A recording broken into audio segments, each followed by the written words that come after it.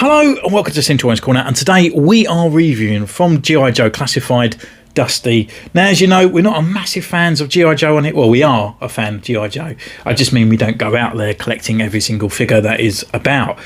But Dusty for me is one of those favourite characters that I used to love as a 3.75 figure. So once I actually confirmed he was coming out, I actually really needed to go off and get him. So he's looking pretty cool here in his blister pack. And lo and behold, this is, I think it's the end of the line of these guys before they go over to the cardboard look. But it's got full of accessories here, which looks fantastic.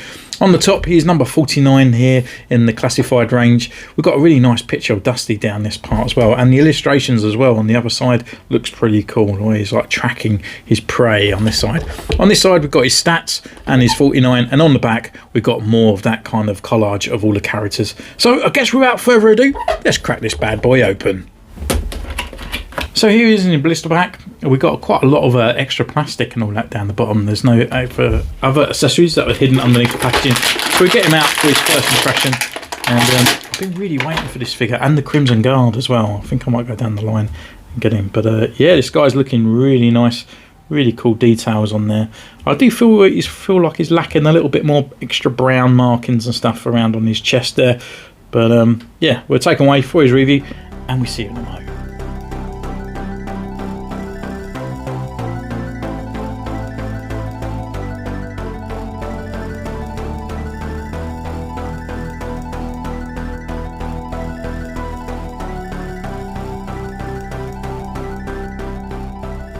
So welcome back. We've been away, we've taken his pictures, and what can I say about this figure? Well, I think Hasbro have done a really nice job with it. It's got the reminiscence of Dusty, and I feel like half the body is reuse of a Stalker body, although I still need to pick up that figure, even though it looks really nice, and I will get it eventually. I just feel like this one's let down. It comes with 6 accessories, but a couple of which I feel like could be done a little bit better, to be honest with you. So first of all, it comes with his backpack.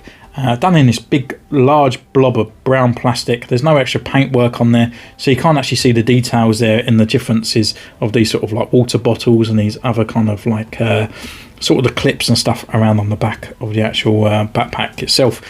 But the details on it is pretty cool, and even the back of the backpack of all those sort of wrinkle parts and that, I think it's done really nice. And as you can see, that actually goes into a hole in the back there and into the back of the figure as well, and it is nicely secured once it's on there. The other accessory it comes with is down here. It's a little knife. You can see the details there in the black grip, and we've got a nice silver blade on there. I thought it might be a little bit too small, but it isn't. But it's quite nice, and it still fits into his hands pretty cool. And that just sits down there in his little boot. His gun as well is pretty cool. Got a nice gun trigger on there. He's hindered here at the wrist, so his hinge can't sort of like pivot downwards, unfortunately. So you can't get a nice sort of like gun sort of pointing down sort of mode where he's kind of resting. Taking this off, we can have a closer look. And this is the first time I've actually had like a real life sort of like a G.I. Joe gun. Most of the time they come with like these sort of like weird laser gun parts, but yeah, it looks really nice. The clip is removable, so you can take that out if you want to do so, to make him look like he's reloading. We've got this bit that swings down, so he's got his aim assist as well, but if you wanted to, you can actually just move it up, and actually it is removable from the actual gun itself.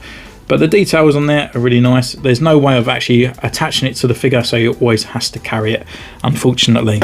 The other accessory he comes with is his helmet, and I feel like this is the part where it starts getting let down by its accessories. It just doesn't clip onto his head very well, so it's a little bit loose there.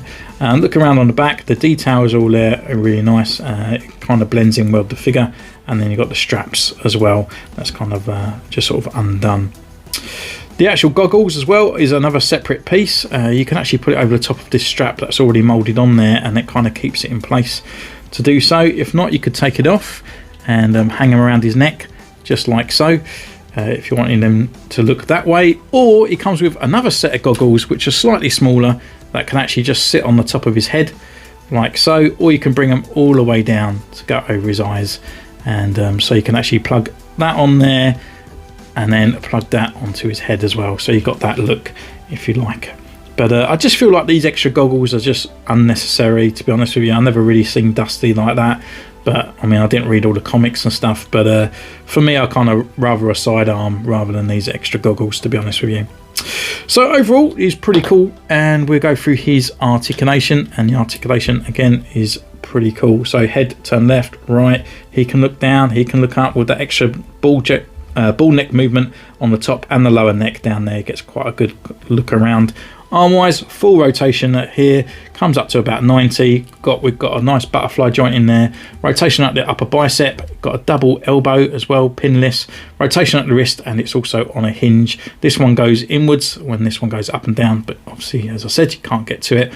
You can crunch down this far, you can come back this far. It's got rotation at his waist as well. He's actually got a hip joint that comes downwards, and then he's got forward, back, outwards, and then he's got upper thigh rotation as well. He's got a double knee that comes up all the way around, a little bit stiff, but there's no pins there. Rotation at the upper boot, and then got the rocker and a pivot at the ankle. So all in all, you've got all the articulation that you need, no pins or anything on show. So in that place, he comes out really good. And then just generally just looking over the figure and these details. So the head, I think it's a really nice looking head part on there. It actually reminds me a little bit of a sort of like a stern Steve Rogers in a way, to be honest. I wish the brown marks did actually come more over his nose, so he's actually got more of that camouflage on there, because once he's got that helmet on, you don't really see it to me. Coming down, you've got the harness as well. We've got GI on the side here, and we've got his name on the side with the American flag. And yeah, it's not looking too bad. Got this extra green wire that comes all the way around that goes to his backpack part. All the straps coming down. Yeah, still a little bit kind of bare up the top here. Just want another little brown splash just over this bit, I think. And looking around on the actual underneath of the actual figure as well, it's kind of bare with no extra browns, and around on the back as well, but that's not too bad because we do have the backpack on that part. And then going down to the legs, you've got all the nice stitching there and the details in the actual texture of the actual figure, and then down to his boots as well, with his little sheath and all that part on there. So yeah, all in all, I do think it's a really nice figure, a really good G.I. Joe, and he photographs really nicely as well, and he sort of stands really well. So yeah, it's definitely a kudos to me. So we just do a quick size comparison. I just got a few figures here. So we bring in the Japanese Spider-Man. It kind of sort of falls in line with the Marvel Legends sort of height, because if we bring in Black Series, it just kind of looks a little bit too small. But with a little bit of photography trickery, we could probably put these two together, to be honest with you, and they make some cool pictures. So thank you so much for joining me in this one. Don't forget to comment down below, subscribe, ding that bell, follow me on Instagram, and I'll see you next time. Take care. Bye.